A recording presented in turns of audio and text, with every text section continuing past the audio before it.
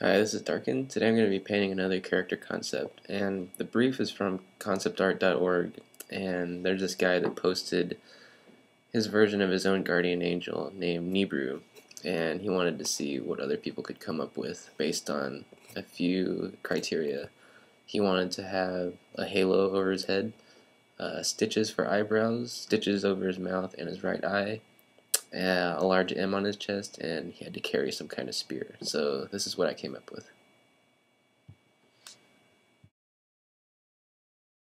This time I figured I should start with the line drawing instead of silhouettes, just so I can show you the different approaches I take to creating a painting. I'm not really sure what I want the character design to look like, so I'm just kind of roughing in the basic anatomy and kind of pushing things around. I'm pretty sure I want to do some type of fantasy character, maybe like a shaman type guy. I like to work all over the entire canvas just so that I can see how things are coming along in relationship to each other. I usually don't bog down in one area for very long. For me, coming up with the pose is probably one of the hardest parts of the painting. It's just hard to come up with something that looks natural and that conveys part of the personality of the character. This guy is supposed to be like an older, haggard type character, so I figured maybe he's hunching over, leaning on his staff. Right here I'm using the liquify tool to kind of squish things around.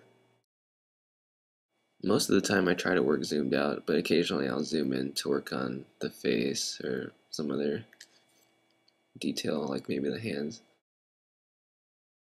I'm trying to get this painting done pretty quickly, so I know that I don't need to zoom in and detail things out very much. Most of the time I try and keep a consistent lighting scheme, but occasionally I'll take some artistic license and kind of make up lighting based on what looks good in terms of what the pose is of the character. This guy's hair is covering one half of his face, so I know that I don't want the light side of his face to be the parts that's covered up by his hair. So I kind of flip that to the opposite lighting scheme of what's on his chest. As long as the differences aren't too drastic, I think you can probably get away with it most of the time. I'm still just searching around for elements that I want to add to his costume, but I'm not really sure what I want him to look like yet.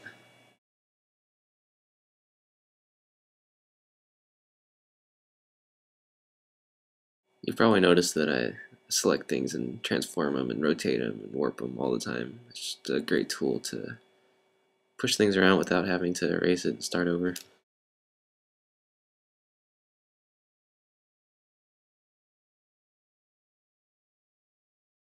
Right here I'm just adding an overlay layer with some texture.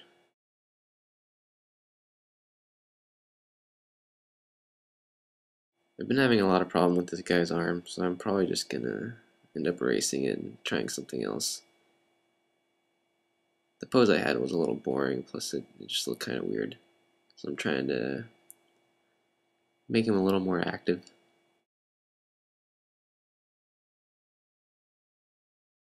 This area of his cloak over here is a good opportunity to put in some cool lighting with some cast shadows of his spear.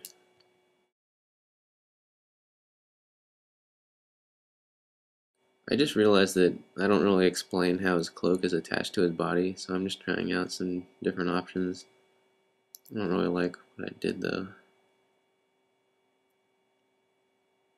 Even though it doesn't make sense, I think I'm just going to leave it like I had it originally.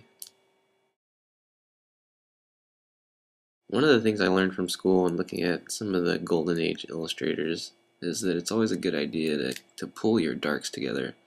What I mean by that is don't have your shadows, in spotty places around your painting. It's always better to kind of group them together and have them flow into one another. Typically, the light side is where you're concerned with form and hard edges. The shadow side, you can be more concerned with soft edges and color as opposed to any actual form. If you look at a lot of fine artists, you see that their shadow side has a lot of color injected into it and that it's usually fairly abstract in shape. Something I actually need to kind of practice more in my own paintings.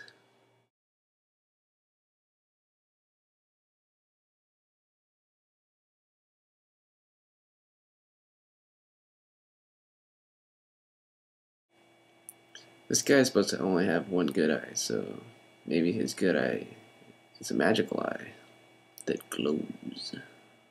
And of course, if he has a magical eye, he has to have a magical halo. Sorry, no donuts.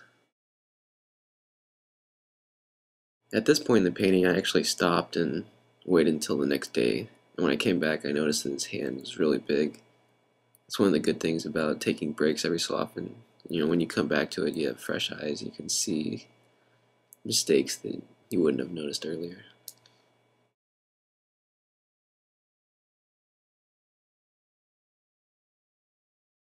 When you see me select areas like this to transform, I usually select it and then do a copy merged, which is Command Shift C for Macs, or Control Shift C for PCs. And then I just paste it onto a new layer and transform that layer. Using the copy merged function is really good if you're using a lot of layers because it'll copy all the visible layers. I actually forgot to mention this at the start of the video. People always ask me how long it takes me to do a painting, and it just really depends on the complexity of the painting and just what's in it. So I would say anywhere from 3 to 100 hours for a painting. This painting took me a little over 2 hours. I believe this painting is around 3400 pixels tall at 300 dpi.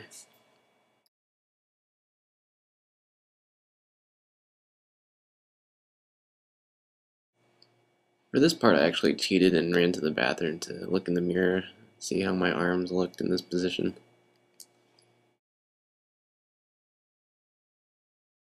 Every so often, I'll go through my layers and make sure everything I have is something that I actually want to keep, so I'll go ahead and merge those layers together to get my file size down. I also save in iterations in case anything ever happens and I want to go back to a previous version. I'm just trying to fix up his face a little bit. It was a little generic before. Trying to make him look a little bit older.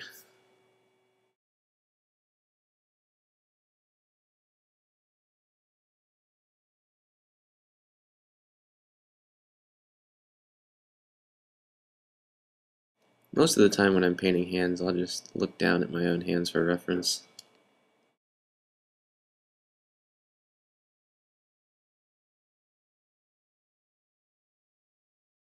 His arm here should actually be going back in space, so the ellipses I had on his upper arm were incorrect, so I switched those around. The way clothing wraps around a figure is key to describing which direction that form is actually going in. So if you have something that's coming at you, you need to make sure your ellipse goes in the correct direction. Because if you flip the ellipses around, you can actually make it look like the form is going in the opposite direction of what you actually intended. So if anything looks kind of wonky, just make sure to check your ellipses. I'm not too concerned about the design of his legs or his boots, just because my main focus is on his chest and his face, so I can kind of leave his legs in shadow and shapes, just kind of hint at details.